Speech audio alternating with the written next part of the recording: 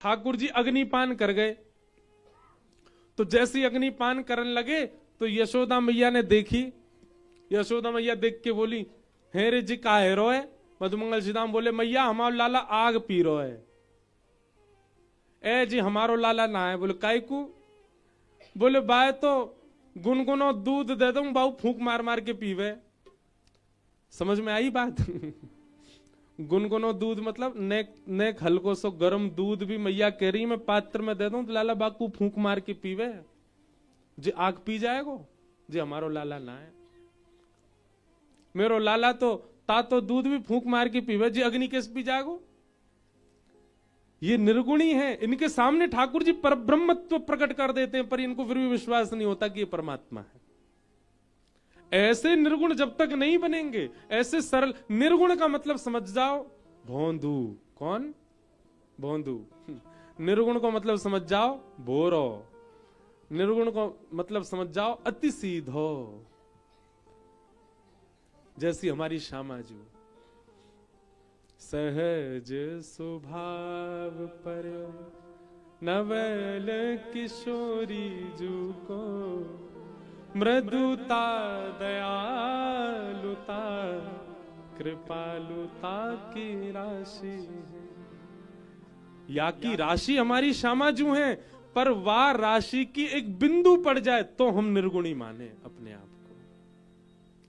और ऐसे निर्गुणी जब तक नहीं बनोगे आपको ब्रज समझ में नहीं आएगा। इसलिए श्री सुखदेव जी महाराज देख रहे हैं परीक्षित निर्गुणी हुआ कि नहीं। और आज परीक्षित का जब भाव सुना तो समझ गए ये तो निर्गुणी है गयो। नहीं लगती भूख, नहीं लगती प्यास, नहीं है निद्रा, कुछ नहीं, बस एक ही इच्छा। क्या?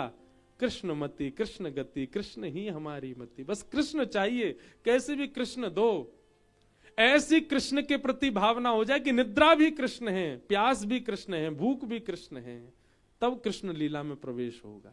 और परीक्षित उस स्थिति में आ चुका है। सुखदेव जी कहते हैं अब मैं तुम्हें कृष्ण लीला सुनाऊंगा। क्यों? बिना निर्गुणी बने अगर कृष्ण लीला में प्रवेश किया तो आप ठाकुर जी की लीला में दोष देखोगे। ठाकुर जी की लीला में फिर दोष दिखेगा।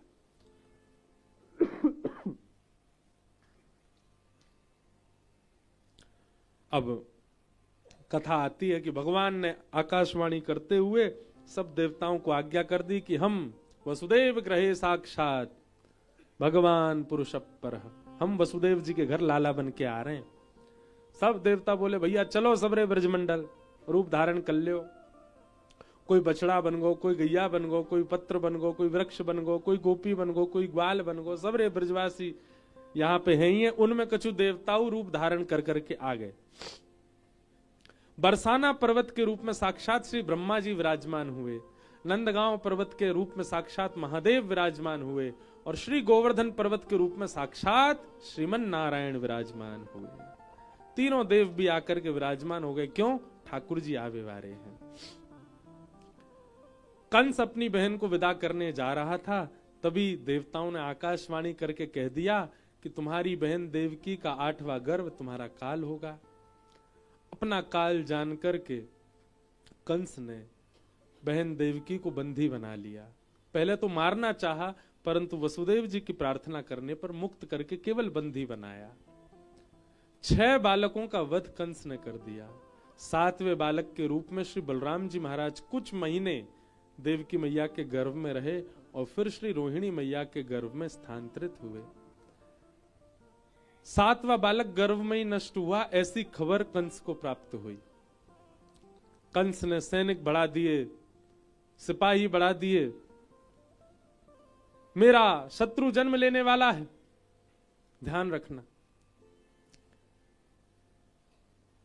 जिस दिन से श्री यशोदा मैया के गर्भ में श्री ठाकुर जी, श्री रोहिणी मैया के गर्भ में, श्री देवकी मैया के गर्भ में ठाकुर जी पधारे, श्री देवकी मैया का रूप अत्यंत आकर्षक हो गया है। और आकर्षक कैसा आकर्षक? अलग अलग आकर्षण होते हैं रूप के।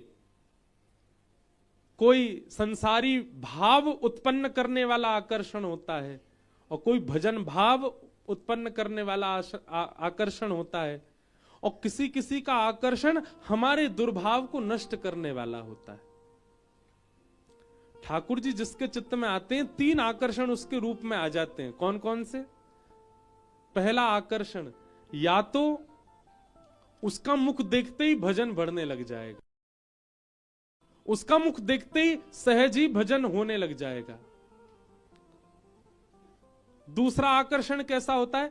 किसी किसी भगवत प्राप्त के मुख को देख करके अपने दोष नष्ट होने लग जाते हैं। क्रोध कम हो जाएगा, लोभ कम हो जाएगा, मोह कम हो जाएगा, ईर्ष्या कम हो जाएगी। और किसी किसी के मुख की कांति ऐसी होती है कि उसका मुख देख करके सब प्रिय लगने लग जाते हैं। जब से उससे मिले तब से किसी में दोष नहीं दिखता, सब में गुणी गुण दिख रहे हैं। ये 3 प्रकार के आकर्षण भगवत प्राप्त के मुख में प्रकट हो जाते हैं। किसी को देख करके यदि भजन में स्थिति बढ़ रही है तो समझना भगवत प्राप्त है वो। किसी को देख करके आप अपने बहुत पुराने एक दुर्व्यवहार को, जिसको कभी नहीं छोड़ पाए थे, लेकिन उसको देखने मात्र से छोड़ दो, समझ जाना उसको भगवत प्राप्त है। और किसी के मिलने के बाद सब में अच्छा ही दिखने लग जाए, समझ जाना वो भगवत प्राप्त है। देवकी मैया का रूप ऐसा हो गया कि कंस जब जब सामने जाता है, कंस के अंदर दया जन्म ले लेती है, कंस के अंदर करुणा आ जाती है, कंस के अंदर भाव उत्पन्न हो जाता है।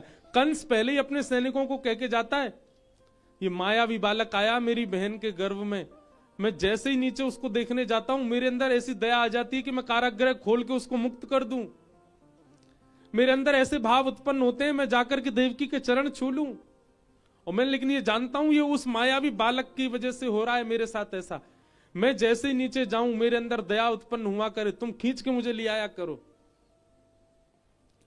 हमारे श्री हितरवंश महाप्रभु के चरित्र में भी ऐसा भाव आता है कि जब महाप्रभु जी अपनी मातृ गर्भ में आए, उनकी माता जी कभी वृंदावन नहीं आई थी, पर वहां जहां नवरंगी लाल जी विराजते हैं देवबंद, वहां बैठी बैठी उनकी माता जी को वृंदावन का दर्शन होने लगा, यमुना जी का दर्शन होने लगा, सुंदर लता कुंज गुलमों का दर्शन होने लगा। और उनके मन में इच्छा प्रकट होने लगी, वे बार बार कहने लगी मुझे वृंदावन जाना है, मैं कभी वृंदावन नहीं गई, मुझे अनुभव होता है, मुझे स्वप्न में वृंदावन दिखता है, मुझे स्वप्न में लता कुंज दिखती हैं, मुझे स्वप्न में श्री यमुना जी का दर्शन होता है, मुझे वृंदावन का दर्शन करना है। क्यों? क्योंकि गर्भ में वृंदावन प्रकट करता श्री महाप्रभु जी विराज रहे हैं। बालक श्रेष्ठ है यह मां का स्वप्न भी बता देता है, मां का अनुभव भी बता, कैसे कैसे चिंतन आ रहे हैं। कई बार बालक गर्भ में हो, मां का चिंतन हो रहा है मैं पिज्जा ही खाऊं, समझ लियो पूर्व जन्म को कोई विदेशी वेस्टर्न कल्चर वालो आगो है। लेकिन बालक के उत्पन्न होते ही गर्भ में मां की इच्छा हो मैं संतों के दर्शन करूं, मैं कथा श्रवण करूं, मैं मंदिरों में दर्शन करूं, तो निश्चित है कोई भगवत भक्त ही है। देवकी मैया के रूप को देख करके कंस सुधर जाता है। अष्टमी तिथि भादों का महीना, मंदम मंदम जलधरा, आहा मंदम मंदम जलधार गिर रही आकाश से। पवन देव भी मंदिराचल पर्वत पर गए हैं और वहां चंदन की लकड़ियों से सारी सुगंधियां समेट करके पूरे विश्व में बह रहे हैं। क्यों? आज ठाकुर जी का प्रादुर्भाव होने वाला है। सबके श्री अंग का स्पर्श जैसी वायु करती है तो सबको ऐसा लगता है कि मानो जैसे हम शयन कर लें, कितनी गहरी निद्रा सबको आ रही है। इस प्रकार सब गहरी निद्रा में सोए हैं, केवल कंस के कारागृह में देवकी और वसुदेव जी जागे हैं। जैसे ही मध्य रात्रि हुई, देवकी मैया के गर्भ से दिव्य तेज प्रकट हुआ और तेज के विश्राम होते ही शंख चक्र गदा पद्मधारी श्री बाल कृष्ण लाल प्रभु प्रकट हो गए। बोलो बाल कृष्ण लाल की जय।